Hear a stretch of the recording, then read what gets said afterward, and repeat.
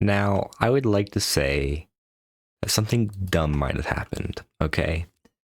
So, I recorded my entire episode, and when I decided I was ready to edit it, I went back and I looked and realized I had no sound. Now, that's always upsetting, so I went to OBS and realized that it reset my audio capture device to default, which is nothing. So instead, I cut down everything that I did into about 6.5 minutes to show you everything I did so that we can just get past it. So let's jump into that really quickly. Now to start out, I made some bedrock ingots, which allowed me to make all the armor and all of the tools that I needed.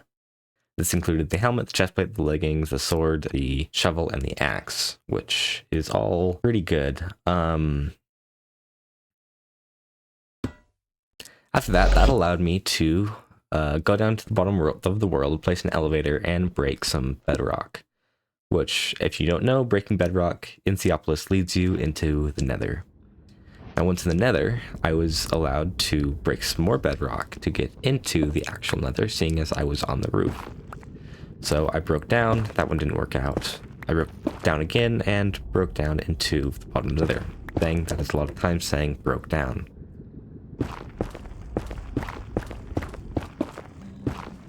After breaking some blocks, I had finally reached the nether, or the actual nether, like a cave, and looking around gave me the chance to see something amazing, seeing as this nether was twice as tall, giving me beautiful sights such as this one. I really wish it was like this in vanilla Minecraft. That would be awesome. So I had to find a way down because I needed soul sand to complete some of the quests that were required for this chapter, which I did indeed spot one, which led me to get some soul sand. Now, I did have to set up a base so that I could get in between the lower sections of the nether and the upper section of the nether pretty instantaneously. So I set up a quick base and put down an elevator. And one on the nether roof as well. After that, that allowed me to get caught on fire. Oh my goodness. Exciting, right? And hopefully not burned to death.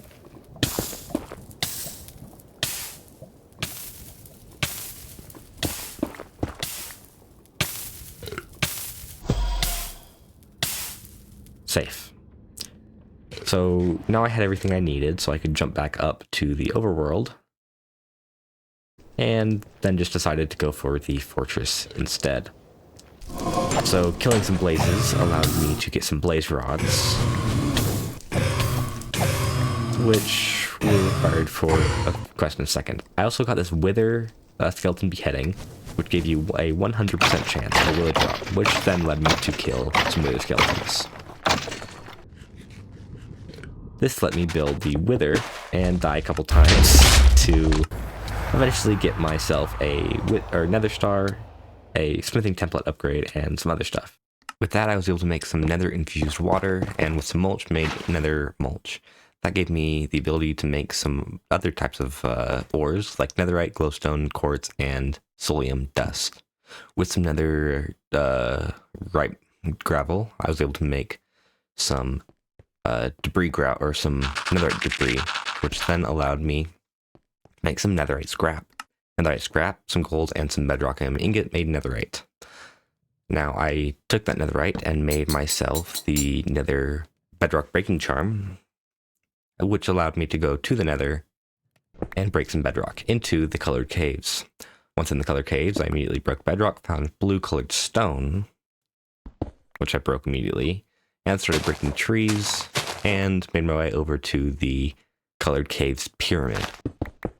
Inside, I got myself some iridium ore. Not iridium, but mixed stone ore. And broke the rest of the trees before heading home.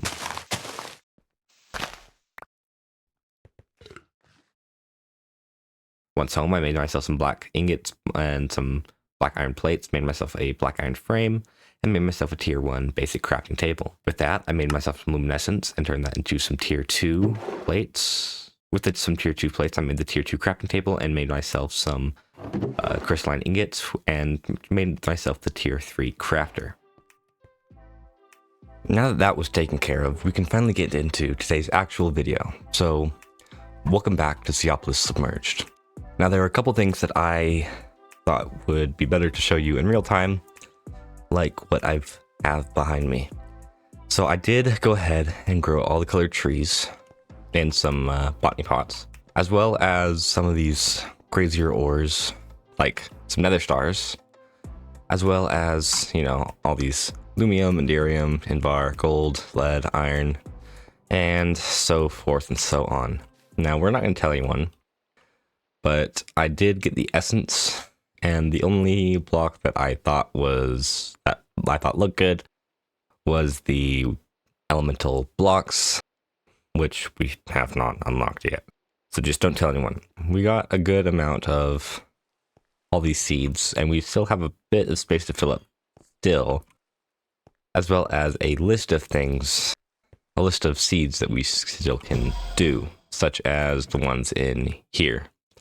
So aluminum, we did do nether quartz, brass, zinc. We don't have zinc, so we cannot make brass, but once we get zinc, we can do that. We did do steel already. A lot of them in this row aren't going to happen. Solium would be good seeds to get. We did get lumium, not flux yet, and some of this other stuff. Anyway, we have plenty of this mixed stone. I thought I'd just grab it because it's nice to have. Anyway, let's take a look at the next chapter. Now, the next chapter is, of course, the shrines. So shrine skeleton key is the first thing we need to do today, which is just mixed stone and sticks. So 13 sticks and 4 mixed stone. So let's make some sticks and grab some mixed stone. And we need to find the crafting table. So it should look something like this, I think. 2, 3, and 4. 4 shrine skeleton keys. With 4 shrine skeleton keys, we can make shrine key fragments, which is just like the room key fragment from before. Just a bone hammer, specifically. So bone hammer, shrine, I do stack. So let's, oops. Boom. Shrine key fragments. With that, we can make the air key, the earth key, the water key, and the fire key, which means we're going to need some stuff. So first of all, we're going to need the essence. And so the essence, wow, this is a lot of stuff that I don't have. Yellow dirt, which we do not have. Is there one that we can do? So this is going to take actually some crafting, and most of the stuff we do have in our system here. So let's take a look at what we do have. We did turn the system off as the power wasn't keeping up. Okay, so let's start with the water key. So the water key takes blocks of lapis. So lapis, 64, 60, 72, 72. 72 is divisible by 9, so we're just going to do that. 8 blocks of lapis. We need more. 72, 72, 72. Go one more. 72. Let's toss that in the system. Make that. And boom. 40 blocks. Much better. Now we need some water essence. Shrine key fragments. Which means we just need the marine fabric, the fish bones, the raw fish fillet, and the heart of the sea. We are missing stuff.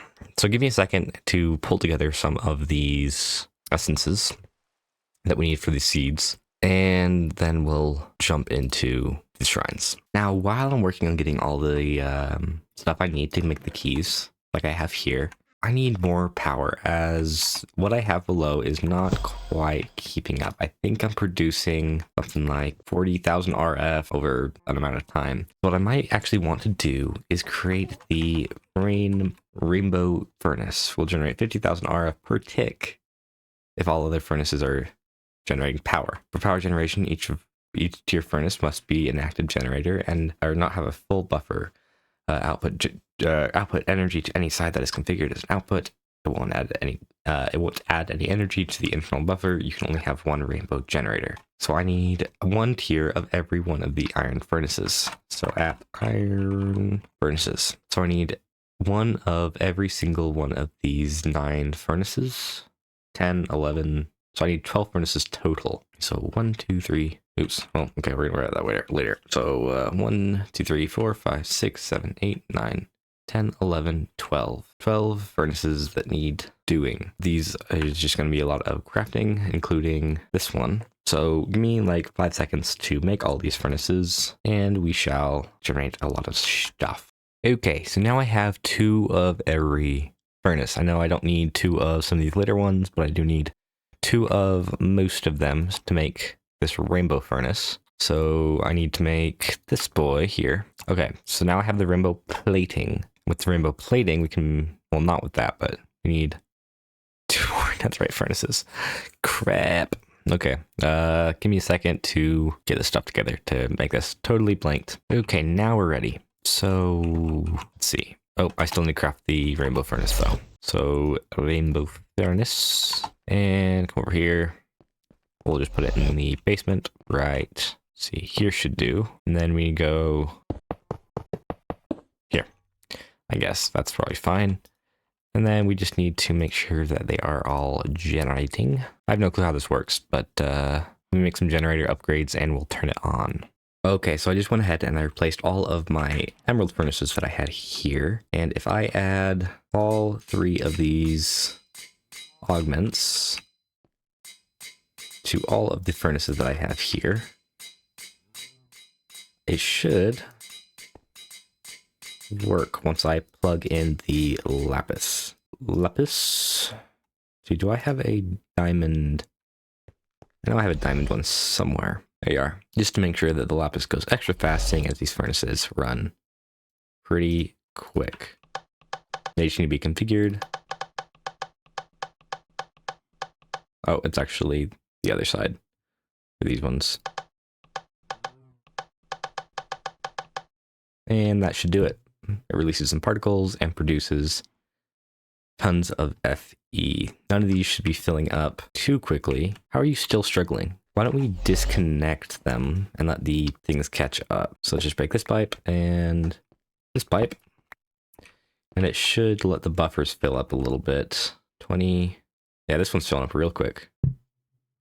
I may also go up and attach the emerald ones that I had before, just for the extra little bit of power that they were producing. Be sure. Okay, I don't want them to fill up or else this will stop working. Okay, let's reattach them. It's draining pretty quickly, but I think we might be ahead of the curve. We are not. We still need more power.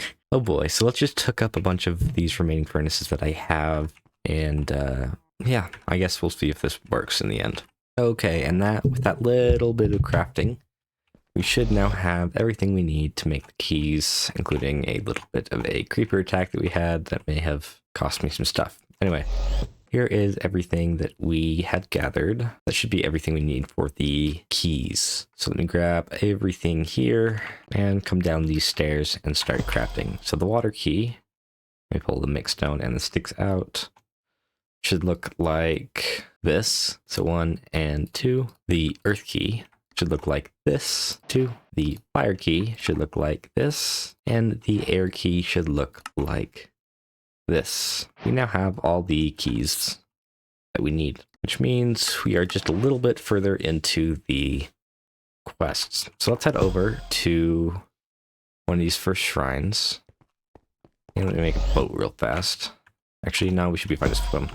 Things probably faster. Let's see. So there is a ton of shrines just west of me. So let's head this way over to the first shrine. Okay, so now we are at the first of the temples. I'm not sure really what differentiates them from each other, but gray. I think they're all gray though. I don't think that matters. Okay, well, the first one has exploded. Well, that's the best I can do. It did drop all the fence posts. That's good. And greystone, or something like that. I don't really know. Let's just that's it. Is I get an okay. It used both keys. Oh shoot. Well, okay. I guess we gotta separate them. So let's head over to these other shrines in the area and grab the float.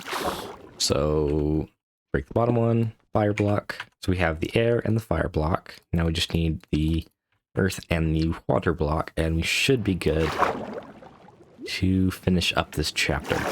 Break, click, earth. I don't really need these. And let's head what is that? Is that seriously a ginormous pirate ship? That is just a ginormous pirate ship. I guess I've seen one over there, but that's the first time I've actually seen one. That's crazy. Cool. And is that a villager house? Okay, sorry, I'm getting distracted. Let's head over here and get myself the water block. Bang. Bob. Boom. Okay, let's head on home to not worry about this anymore and complete the remaining quest to finish off the chapter. Okay, so we're home, we have the blocks, and the last quest is just to create this ichor. So let me duplicate some of these blocks, which is just pretty simple. I don't know, let's just do, that should be good. And then air block, earth block, water block, boom. Okay, we got extra of the blocks. Now we just need to make the ichors. So pearl and road. Is it 4? It is 4. Crap. Which means we need to kill another blaze, which is just sticks and bucket of lava. Oh, it's already under there. Don't burn to death, please. Thank you. Appreciate that. Okay, bucket of lava was already under there. Let's create myself a blaze until I get myself a rod. There we go. There's our rod, there's our blaze powder, and our eye of ender. And it should just be 4 eyes and 1 of each of the elemental blocks. Bang. What? Mm-hmm. There we go. There's our ichor. Bing, bang, boom. Chapter completed.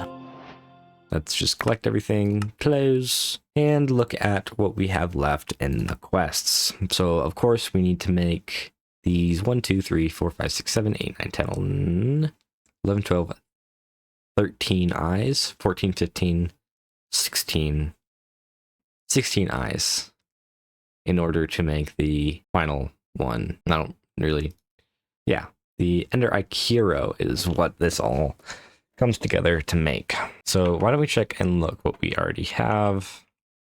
We have this one, we have this one, and we have this one. So in here, let's go like this. So it's there. So there, and there, I think, is what I have so far. So we are nearly there to the end of the mod pack, which is exciting, of course, as it always is. But I hope you have a wonderful afternoon, morning, or night, wherever you are, and I will see you again in the next episode. Goodbye.